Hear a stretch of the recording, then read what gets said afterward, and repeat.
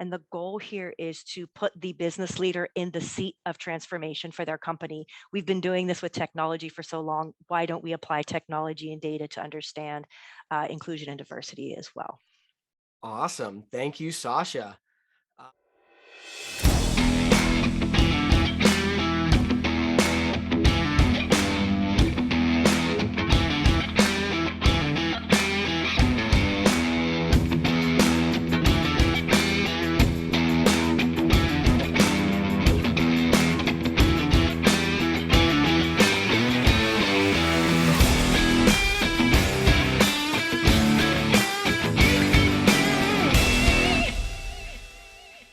Excellent, excellent. Well, I'm so excited for all of you who are joining the conversation today.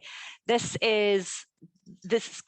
topic that we're going to speak to has really been a journey we've been on in the roundtables, really discussing inclusion and diversity as it relates to construction. And as through my role, the conversations that I've been having with leaders, there seems to be this very close marriage between inclusion and diversity, creating spaces and companies that have a sense of belonging in order to harness the power of your employees to get the most from them when they can show up authentically as themselves. But some of the conversations that have really been coming to the forefront in talking to business leaders is, we're still losing people. How do we retain? How in this super competitive market can we retain? And we started these conversations in 2020. So here we are in 2022. The world around us is experiencing the great resignation, and construction is definitely not immune to that. But it just got a lot of us thinking about this idea of retention and attrition, and as it relates to construction, starting to try to open up new avenues for a diverse workforce, including LGBTQ+, Black, Asian, Hispanic, and other groups that we want to really try to bring into the fold.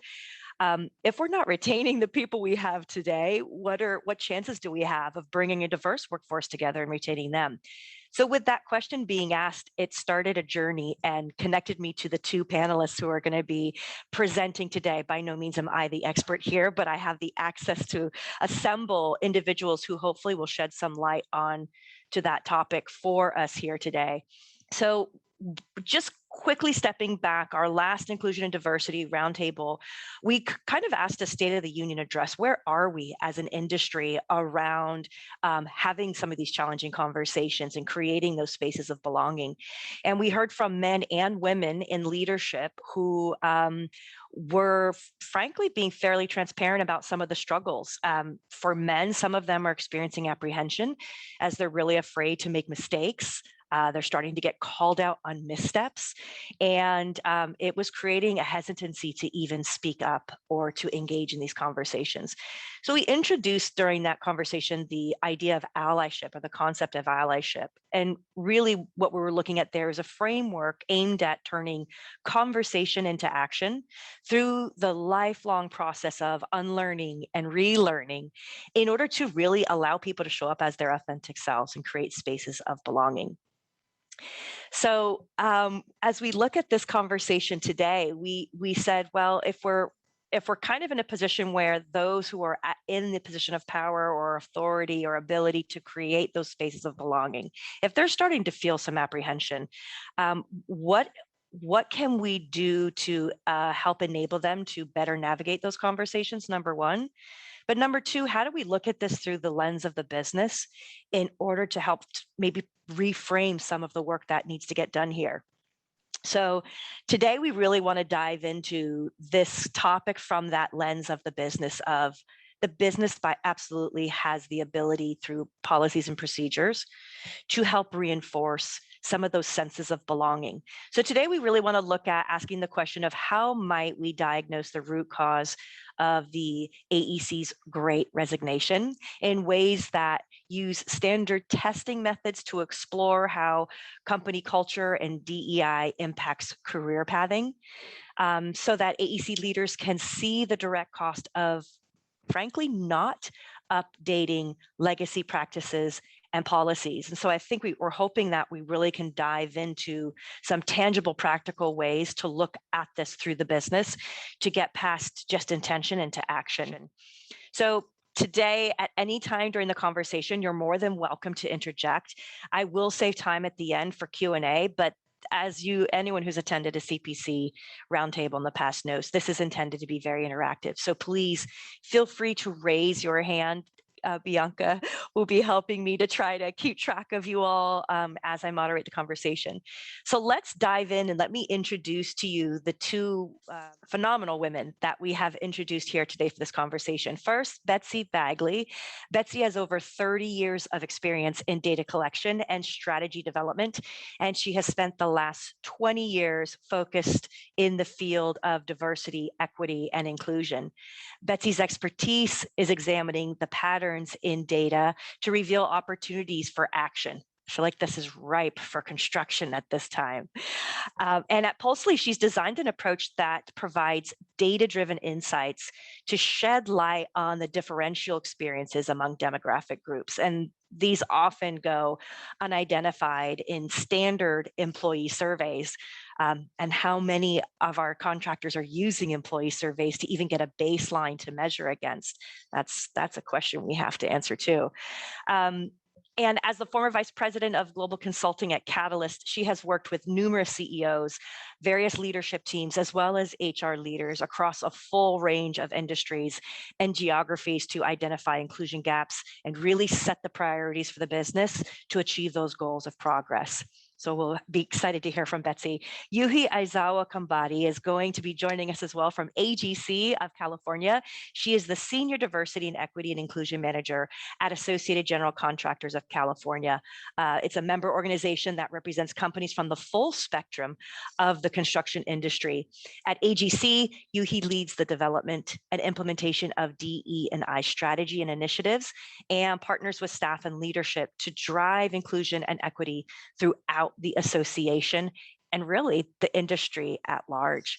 Yuhi currently serves as the Education Director of Women in Construction Operations, or WIOPS, in the Northern California chapter, and sits on the Advisory Council of Construction Industry Workforce Initiative, and is also, Yuhi, you are so busy, which is a program dedicated to providing career development opportunities for students of color from lower income households. And finally, she's also the Diversity Inclusion Task Force co-chair for Society of Marketing Professional Services, San Francisco in the Bay Area.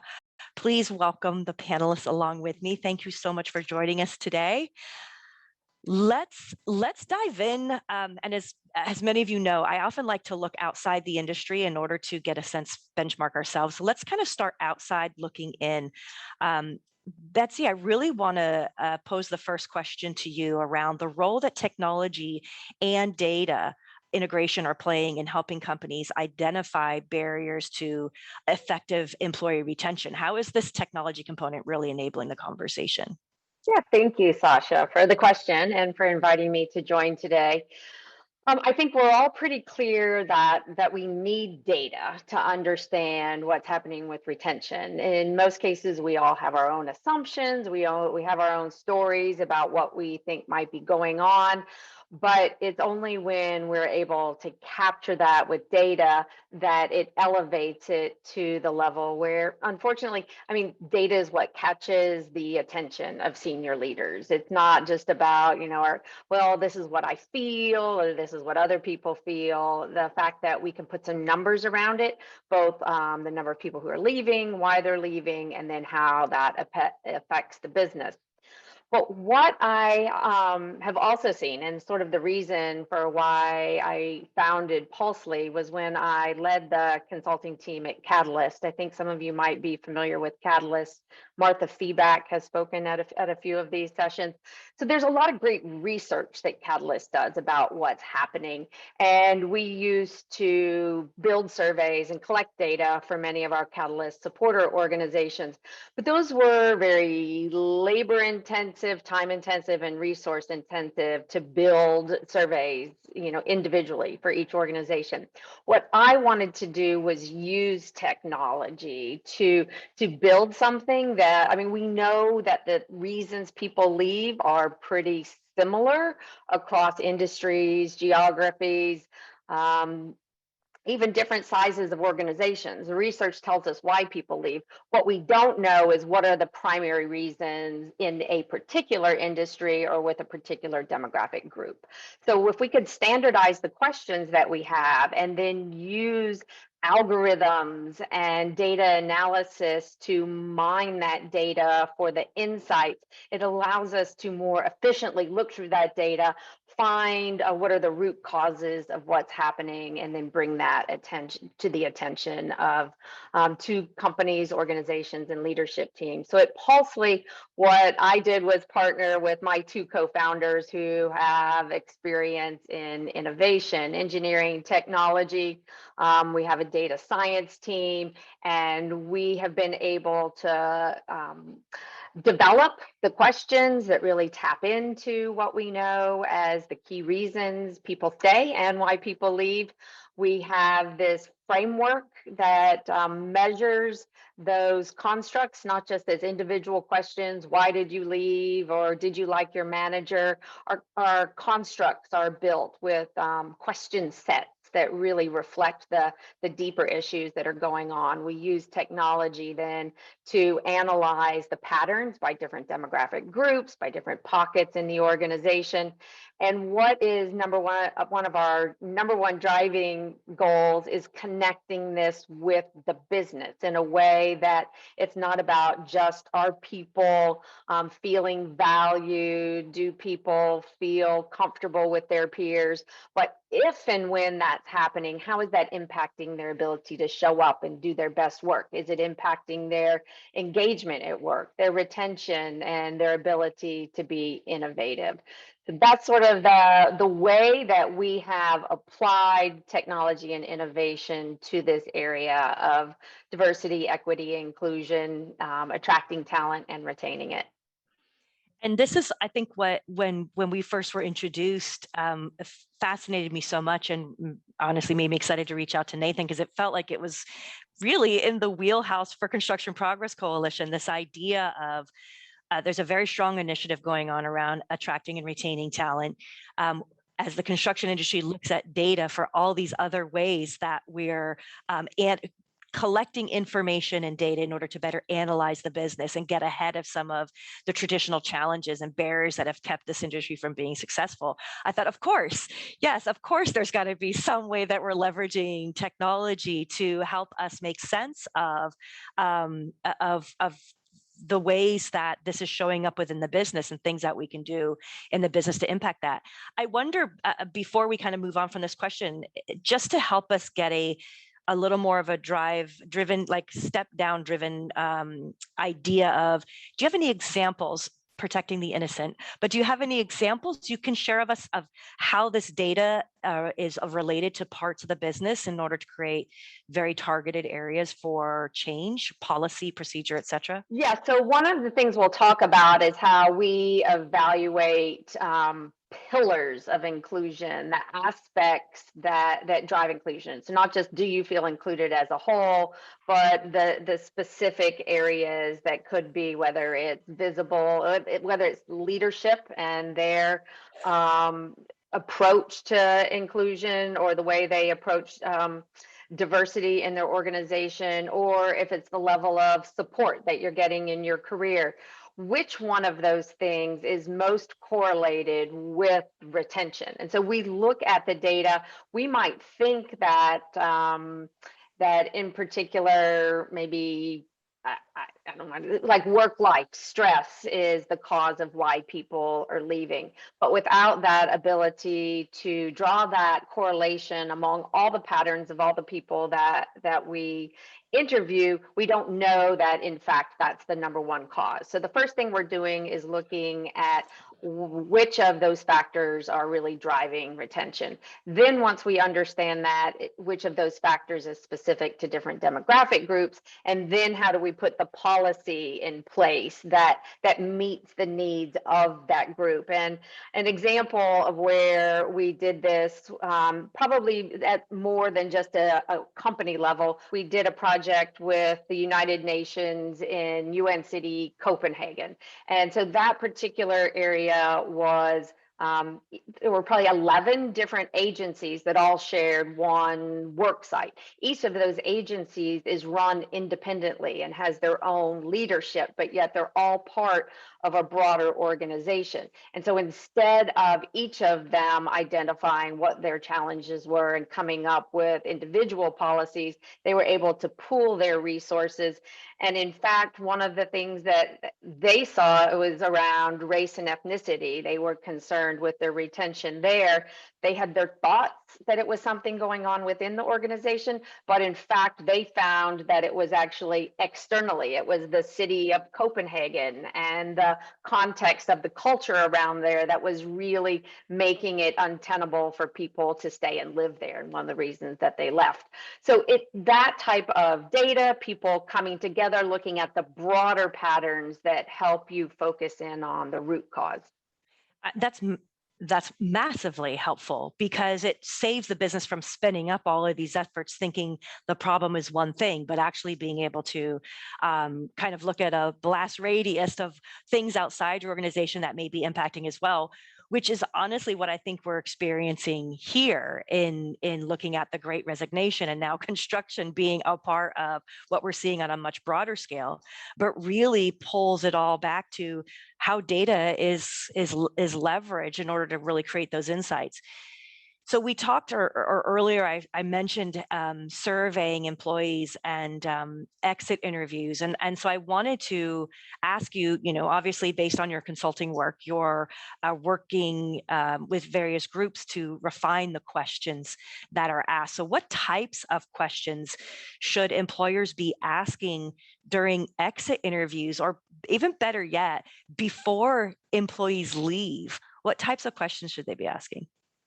Yeah, no, so you're exactly right. The same kinds of questions that we ask about why you're leaving are the same questions we should ask about your experience while you're in the organization. So many companies are doing stay interviews as well as exit interviews. And a lot of our clients are doing these diversity, inclusion, equity surveys within their organization, as I said, correlating it with key indicators such as engagement, retention, and innovation, trying to predict what are the challenges that will impact. In particular, when we're looking at retention, the research around that shows that why people leave, there are really two categories. There are push factors and pull factors. And so push factors are those things that we tend to think an organization has control over. What are the things that we're doing that would push people to leave?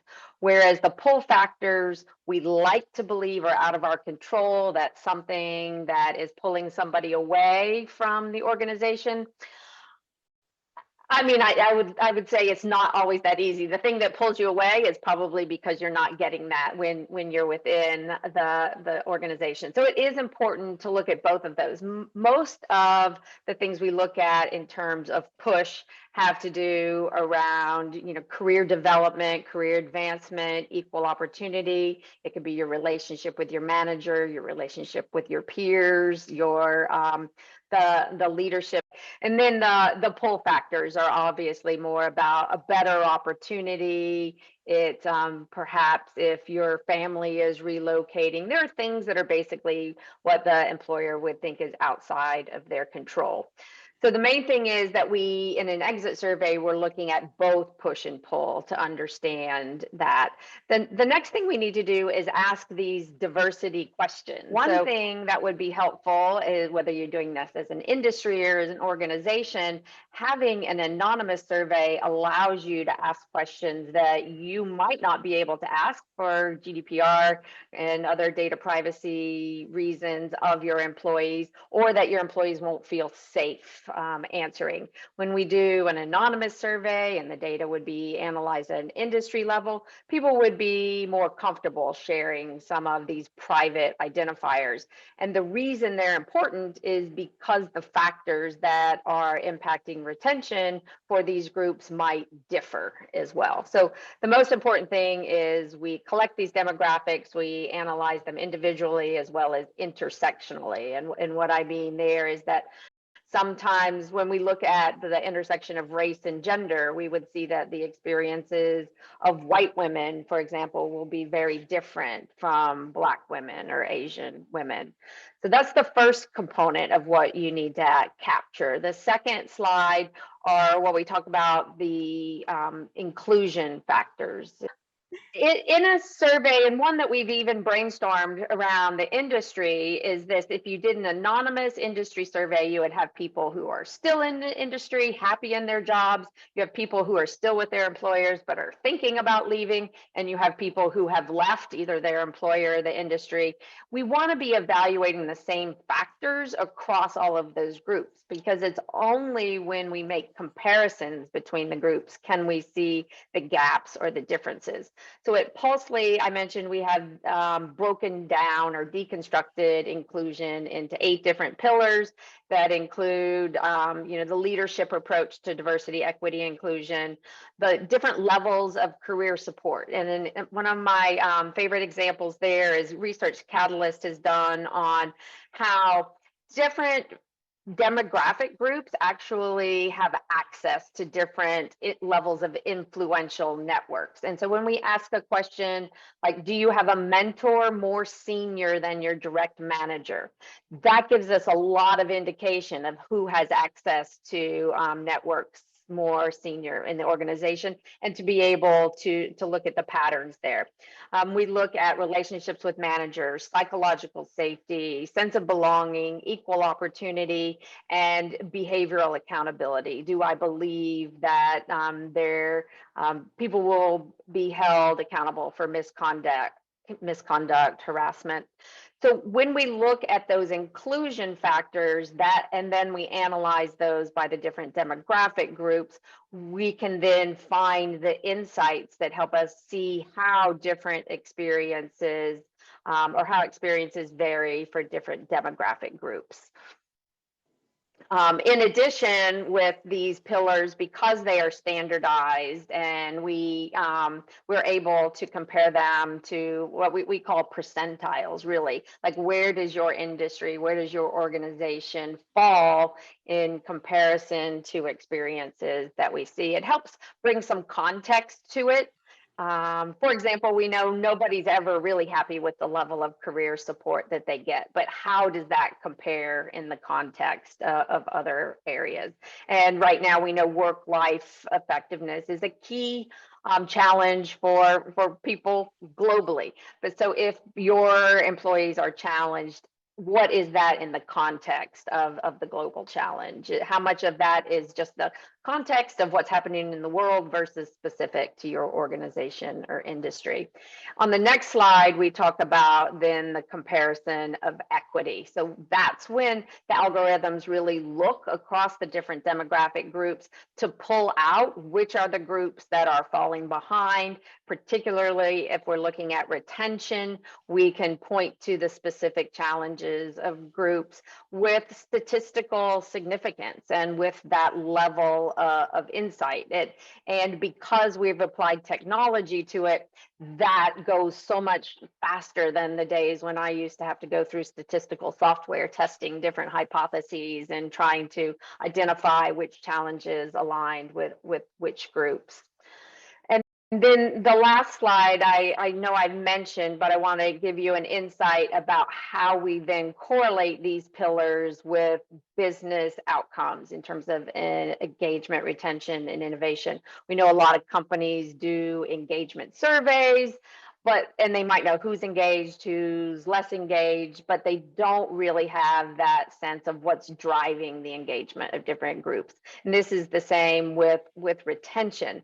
And what this enables you to do, instead of trying to tackle all the elements of inclusion, I have a low score in work life, we better get on that. What you know is, even if it's a low score, is it the thing that's driving retention, so that you are focusing on the challenges that are most relevant. And what this really helps to do is this chart and the discussion around it seems to be super valuable to senior leaders, because it helps them to see the connection to the business and helps them prioritize their resources. And as you know, there's a lot of external research about the business case for diversity. When they see their own data, this in a sense becomes an internal business case for diversity and inclusion. Yeah, and the sense I've been getting in those conversations with business leaders, frankly, the general contractor and specialty contractor side, is there's a bit of a loss at where to even start to tackle some of the challenges, and the prioritization based on what will have a business impact, I know is top of mind for DE&I leaders in this space who know that there's an expectation of a turnaround, a quick turnaround on change happening, or ways to measure that change. And without the ability for us to have data to try to make sense of this, it's, I think, put a tremendous burden on DE&I leaders to prove results, which at this, or as we know around this work, which is very complex. It goes to the heart of self-awareness and my ability to show with empathy for others, the ability to look abstractly at our policies, and decide what change to make. So this is what really excites me about this work. And I want to bring Yuhi into the conversation as well. Would love for both of you to answer this next question, but Yuhi, I'll actually start with you. As we're looking at research that goes into identifying barriers, I'm curious, are you seeing some of these, some research projects specifically for the construction industry in this area? Yuhi? Yeah, thank you. Thank you for that. You know, to be honest, I think for the research that we are talking about at AGC of California, we've not quite cracked the code, if you will, on really data-driven answers to some of these barriers, or solutions to taking down some of these barriers. And I think part of it is because the data that's being collected about the construction industry, just about the workforce in general, right? Because when we were talking about retention and recruitment and people exiting, like we look at the labor data. When we look at that, there's very little that's actually being done to disaggregate that data. So I think that's a really challenging aspect of it. And you know, things like women, for instance, women in construction, the percentage has shifted like 1% in the last decade, right? And it's really not progressed past 10% even, whereas over 50% of the population identifies as female. And so when we look at data like that, you know, we really need to be able to look farther into that 10% and go, well, first question, the big question is, why isn't this moving? Why isn't this needle moving? But the second question is, what does that actually, like, what does that makeup look like? Because alongside that 10% women statistics and, you know, things like, I think it's something like 5 or 6% in the field. So even separating those two, that's really, really important. And another layer is other demographics and identities. Like, how is that being impacted? How is it impacting that 10%? Like, where is that makeup? You know, how does that look like? I think these questions we're not just able to answer by looking at essentially workforce and labor data that's provided by the government. And so I think there is, you know, we as an association have definitely identified through conversations with our members to develop measurement that's consistent, like Betsy was talking about, across the industry. And you know, I think we are uniquely positioned to lead an effort like that. So one of the things that we are looking into and working on is essentially an inclusion assessment for the whole industry, right? And this is, again, providing that anonymous survey platform to hear from the employees, because I think something that's really interesting and important about how we've looked at diversity in the past is all about the numbers. It's like, who's here, who's in the room, how many people do we have, how many, Black, Indigenous, and people of color do we have, and I think our industry needs to move forward to a place where we're still collecting that, but also pairing that with how are people experiencing the workplace. And I think that's where, like, just looking at the numbers of who's here is not enough anymore. Yeah, I think you bring up an incredibly important part, which is if our numbers, the numbers of women in construction and the number of Black males in construction has hovered at 6% for 25 years, that tells us we have a leaky bucket. We're attracting, but we're not able to retain. The fact that the needle hasn't been moved in 25 years tells us that we're consistently doing this. This is a consistent challenge. So Betsy, I'm curious from your side, what research are you seeing being done to really kind of identify the barriers?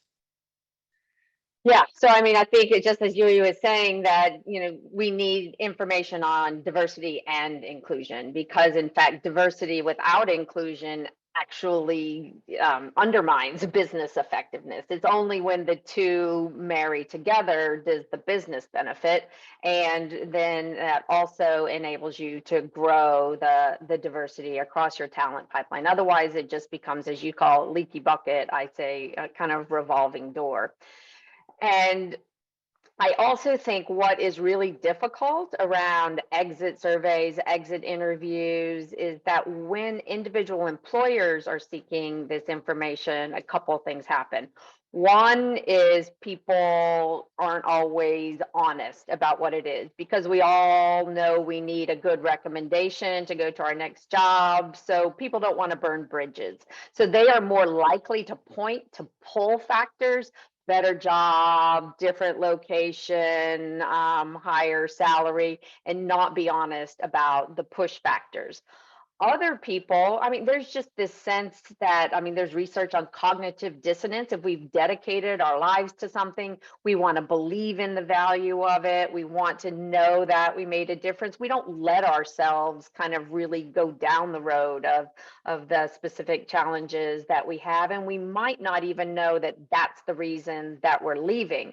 So when you look at the larger macro patterns of data, like I was describing before, as a woman in the construction industry, I might not know that I don't have as access to influential networks as some of my other peers. It's only as we collect that data, then we can show, oh, maybe that was a contributing factor to why women weren't advancing, and then leads to retention. So when we're collecting the data, we can find out correlations, connections that even individuals themselves don't know.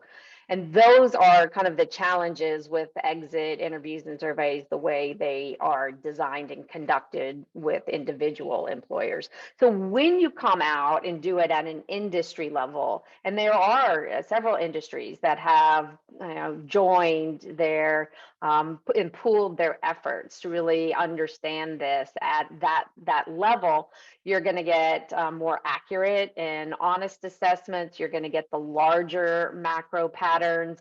And then if it's an industry challenge, you can all come together to develop industry solutions and share in that solutioning. I mean, and that's the piece that I think really resonates with the intention for the Construction Progress Coalition. Is the idea was, how do we at a grassroots level bring together these multiple stakeholders in order to create a consensus of agreement, and then create a consensus of guidelines or standards that then allows technology companies to define, like, okay, we've defined what we've agreed upon. Now technology companies can build towards that defined agreement for data interoperability. It sounds like there's a similar idea here with bringing together an ecosystem of players who can support this work. Because frankly, if we just leave it on the employer's shoulders, squarely on the employer's shoulders, they're busy focused on the metrics of the business, and in construction, which has some very small margins, there's almost no breathing space or headspace, if you will, for a lot of these conversations. So I'm interested in looking at what types of partnerships are being established to help firms really navigate what we're looking at here, which are cultural changes, and I'm hoping policy changes as well, because some of these are going to need to be architected in order for that to happen. So Yuhi, I'd like to start with you. Are you seeing some of these partnerships come together to really navigate some of the changes that the general contractor has to make here? Yeah, I mean, I think, you know, I want to start kind of talking about one of the I think biggest sort of tidal waves, hopefully, that we're making in this aspect of culture, and just who we are as an industry is Build California, which is a workforce development initiative of AGC of California. This is our logo, and on here nothing says AGC. And so I think that's something, Build California as an initiative, of course, you know, it's driven by AGC, but what we are doing is essentially changing the perception of construction industry, most targeted to youth ages 12 to 24, which are really the next generation that's going to be entering workforce over the next decade, right? And as well as other influencers of this generation, and really transforming what they think of construction industry and construction careers in general. So that is really like not just an AGC effort, it's an effort of only possible because of collaborations and partnerships with different general contractors coming together, union partners coming together, which is a really, really big part of workforce in construction in California in particular, and as well as educators and being a part of that conversations as well. You know, one of the when we are looking at this talent retention as one of the biggest challenges that our industry is facing right now, what some of the data that's already been done that we really need to look at is pre-pandemic, the retention rate for the industry-wide for all across all ages was about 30%, which is already not that great, right? And at that point, and this is pre-pandemic, at that point, we had 64% turnover rate for folks under age of 24. That's huge. Like, wow. That is a really, really big gap. That's a big number on its own. And so when we really look at that next generation, you know, what matters to them, it's no longer the compensation. It's no longer who can give me the most money, but it really is the workplace culture. It really is about, you know, can I show up as my full person at work, and can I thrive as my full person? And I think that that's a shift for us as an industry, because we've not historically really looked at our workforce in that way. We've not looked at our talent in that way. Mm-hmm. And so I think that's Build California is really trying to change that, trying to change the perception from the youth of what construction industry is, but also trying to educate the industry on, if we really want to continue to thrive as an industry and continue to grow, we need to respond to the next generation that's coming in. Like, we are no longer the running force. We might be right now, but hopefully we're not going to be for much longer. And we really need to kind of think about that generational shift. I think another way in one of these partnerships has worked is AGC of California just launched a year-long leadership program called Project Engage. And this is in partnership with Procore and Giant. And what that program really focuses on, again, it's kind of touching on leadership for working professionals, yes, and how to kind of leverage this, not just generational in terms of age, but also tenure, like folks at different stages of their career. You know, how do they learn from each other? How do they help each other in this journey to transform workplace culture? And so I think these are some of the the partnerships that have really worked, I think, all of us kind of aligning around how do we really make our culture more safe and inclusive has really helped to drive these programs. And I think it's the good starting point. Yeah.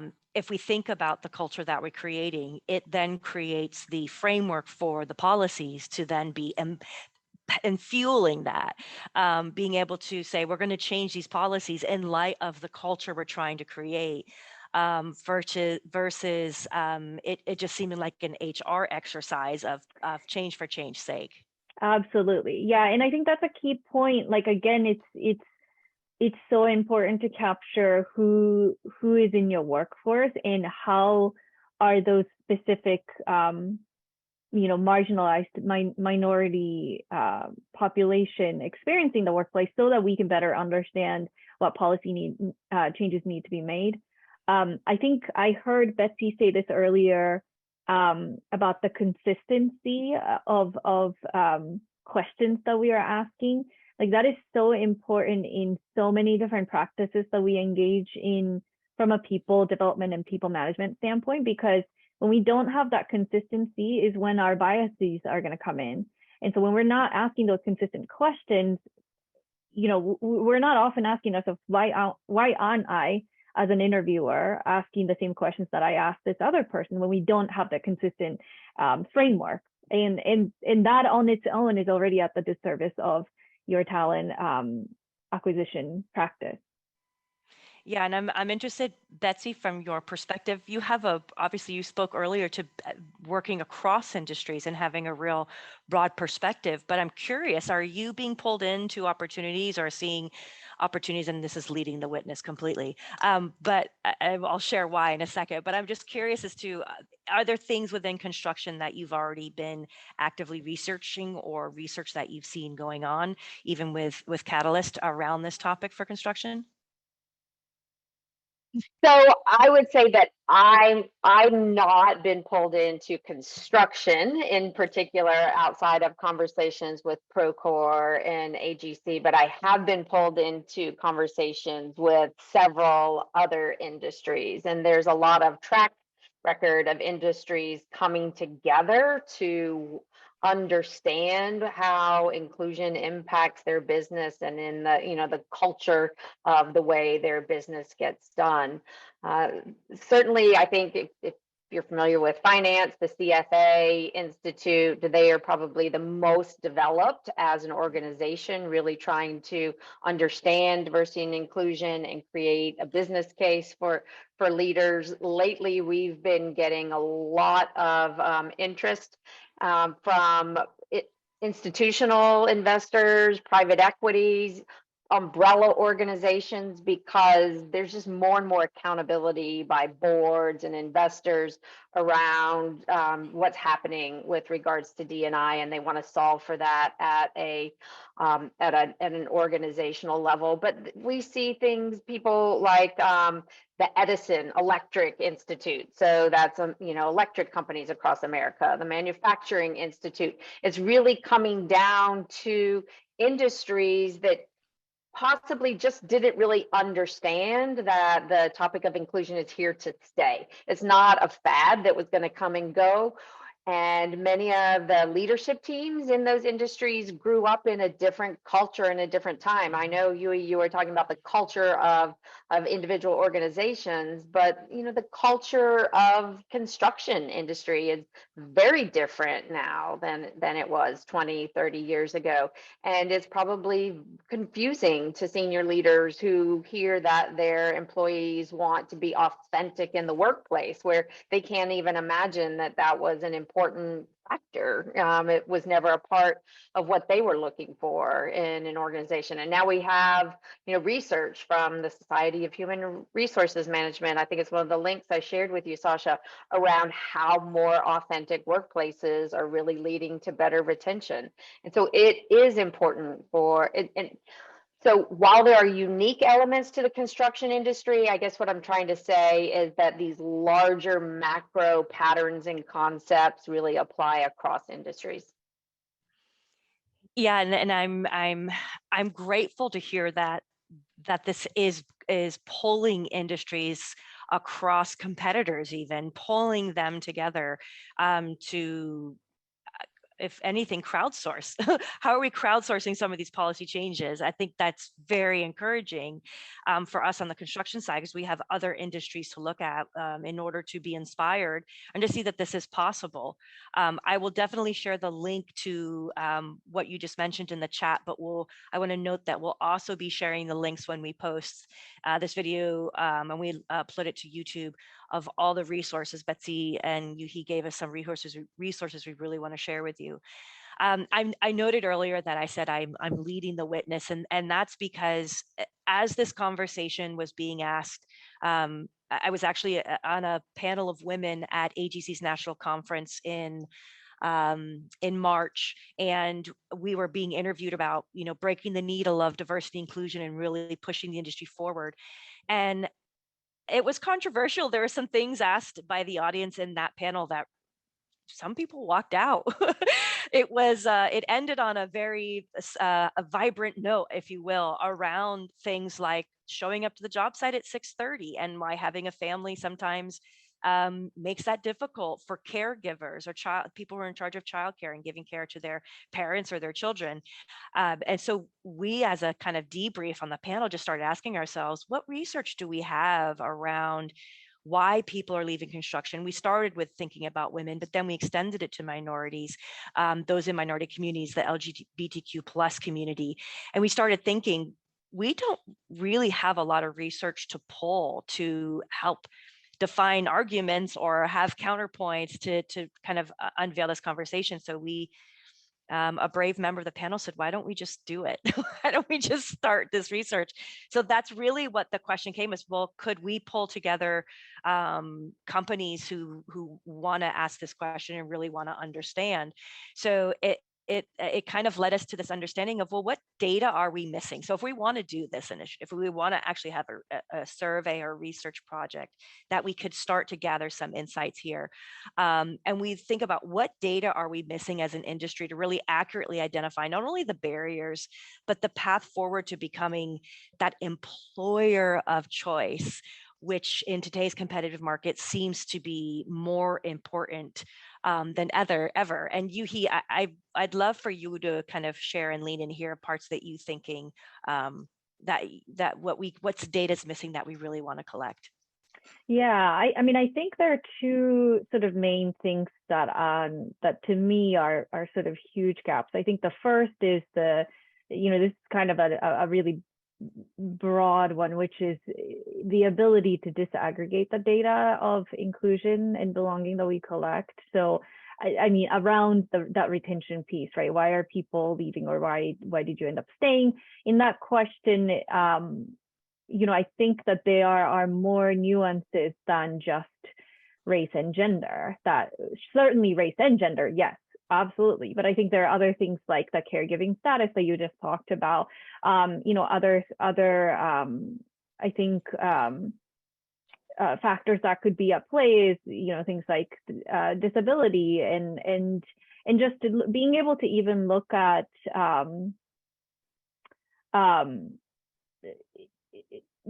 data in a way that doesn't just say women are leaving, which, like, we know women are leaving, we know Black folks are leaving, but like how do we dissect that data and not farther analyze that data, so that we're not just saying, okay, Black folks are leaving, let's go to career fair at Nestle and try to hire more, or HBCU and try to hire more Black folks, but really understanding. So, but like, why did they leave though, right? So I think that's a big gap. Now, I think the other gap is that, I think we talked about this all the way at the beginning, is that companies may already be doing inclusion surveys. They may already be doing, at the very least, engagement surveys. But I think what we are not necessarily taking a better pulse on is addressing this as an industry together. Because the question that we're asking isn't necessarily why are people leaving this company or that company, but we're asking why are they leaving the industry. And in order for us to really understand that, I think it's so important that we we go beyond each organizations and across the industry and really gauge, because it had to have gotten to a point where folks thought it's going to be the same wherever I go in this industry. And so what are those factors, and understanding that, I think is really key. I agree. And I'm like, I think we're crossing our fingers, hoping that that's the outcome that we get to here. Betsy, from your standpoint and your wide breadth of experience here, are you seeing anything, even in the conversations we started having, of data that's missing in order for this industry to accurately identify those barriers? Yeah, I mean, I like what Yuhi was saying, is that there are some gaps in the data. There's also some opportunities of what happens when you have that data. I did mention how, the macro concepts are the same concepts regardless of industry, but when we can measure those, right? We can measure what work-life effectiveness is for different demographic groups, but we also capture the open-end comments, the qualitative data. So when people are describing those experiences, that's where we'll get the more nuanced of how does this show up in the construction industry. And what we do know in beginning to shift the buy-in for policies and program change around this is that we need just not just the qualitative data, but the quantitative, but the qualitative. So we call it the head and the heart. We can have the hard facts that show who's leaving and why, but when we get through those qualitative comments, the stories of what it feels like to be someone who's in the out group, who's outside the dominant group, those stories really kind of resonate and sometimes shock and motivate people to create change and create a more level playing field. So that's one of the things we're hoping to collect with this type of data. But then it also becomes really difficult to understand the patterns in that qualitative data. We've had so many companies that share, they do exit interviews or exit surveys, but they don't know how to find the story in the qualitative. So it just sits in a pile. So that's another way in which we've applied technology, by looking at the themes and the patterns across those qualitative comments and see how the prevalence of different themes varies for different demographic groups. And I feel like that would be incredibly powerful. Yeah, go ahead, Yuhi. No, sorry, I just wanted to add, I think to Betsy's point, like I think on the flip side of that qualitative data is actually also understanding what could be the problems, right? What could be causing the problems. And I think I've seen a really powerful use of that qualitative data to identify what do the harms look like, harmful factors of the, right? So I think that in that way, like just collecting both and being able to have both is a huge benefit to employers.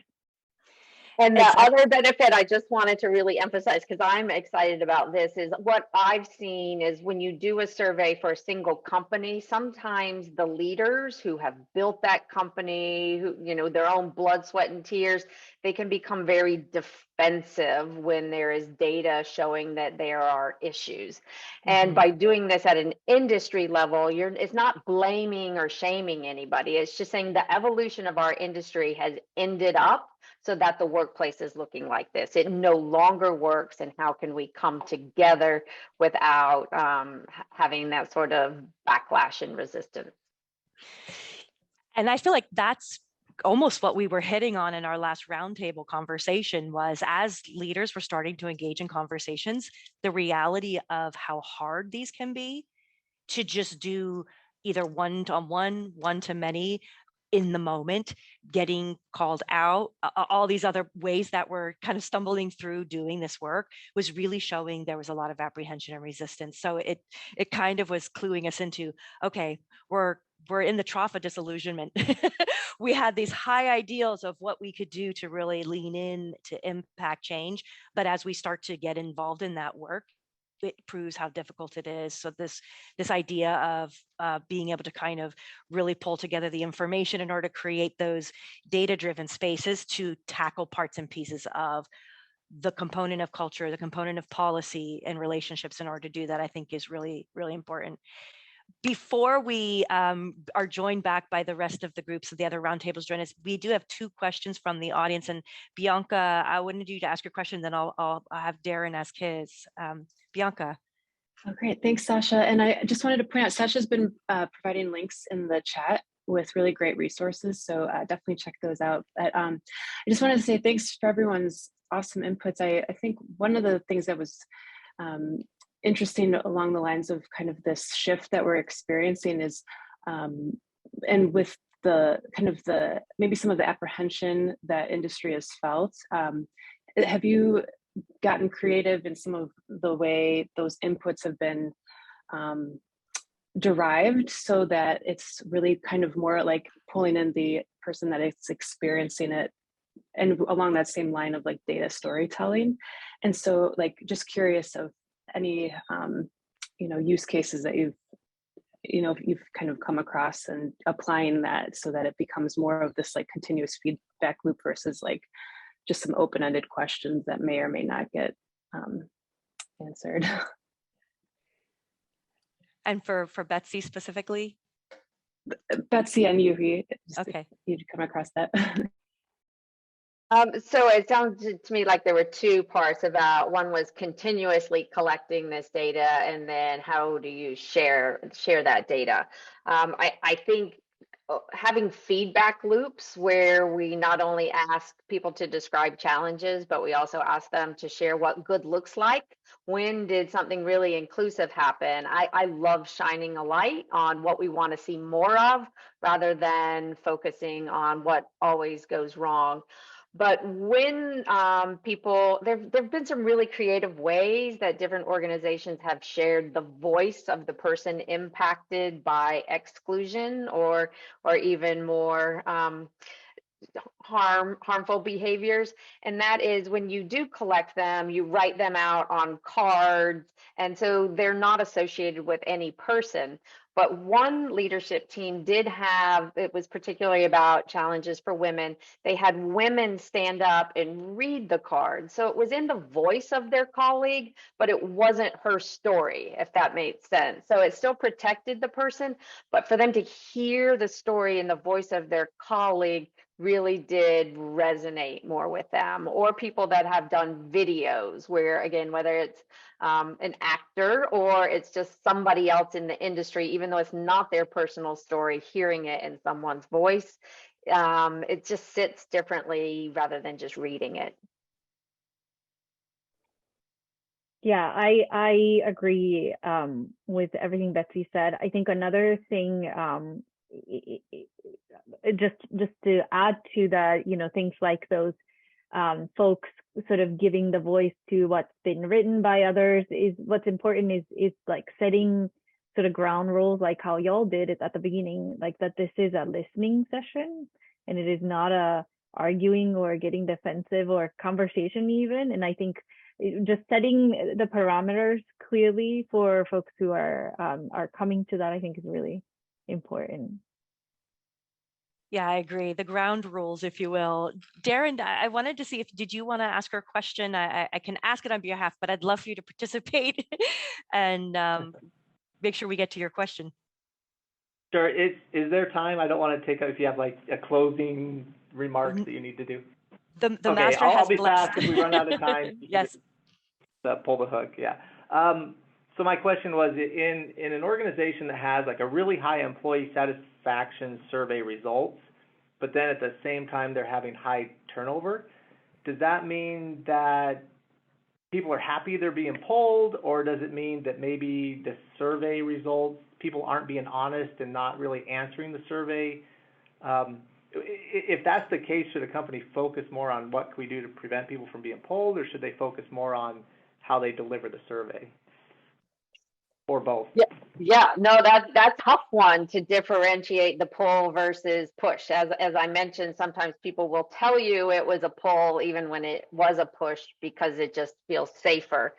I think what I don't know is if you have really high engagement scores, how well you're able to analyze those by different demographic groups. We see that oftentimes in organizations where the majority of people all are from a similar demographic group, then their high scores are going to dominate the overall score.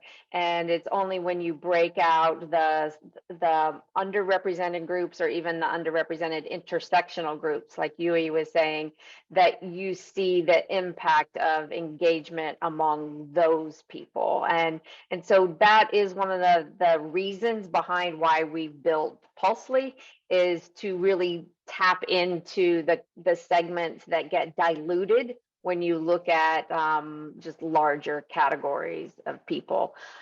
But then with your question, you know, I think this type of information of exit surveys would be, I mean, even though you don't know for sure what people are, how honest they are, the industry data could be helpful for you in understanding why people are pulled or why people are pushed. And then you can see whether those factors are at play in your organization.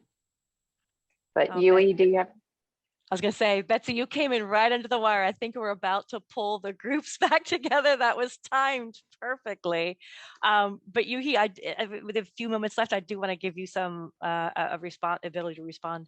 Yeah, no, I mean, Betsy said it perfectly. I think, you know, being able to look at that like engagement, quote unquote, data against the demographic group is really key, because this does happen a lot we know a lot of our general contractors and specialty trades, like we are heavily white, heavily male organizations in most cases. And so it makes sense, honestly, that your engagement score is really high, because the majority is answering those questions and the majority is dictating what the overall score ends up being. And so it is really, really important to start to really apply the demographic filter to the experiential data to really better understand, like, is this actually every single person, or is this the majority, which seems like the company? Great questions. Darren, you hit the nail on the head with that one, because I think that was the piece we hadn't really uncovered here, was if we are measuring, maybe we're going, it's fine. In fact, the last roundtable we had, we asked how many were having challenging conversations around diversity inclusion, and the answer was 2% of those attending. Wow.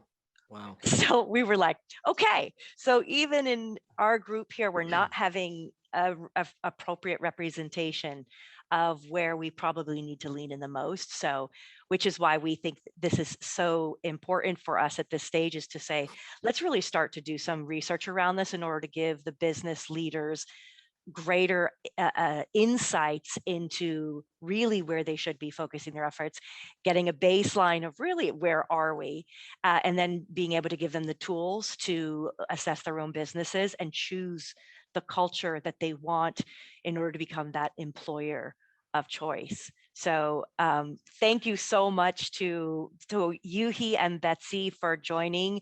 And I really appreciate Darren and Bianca for being in the gallery and asking their questions today.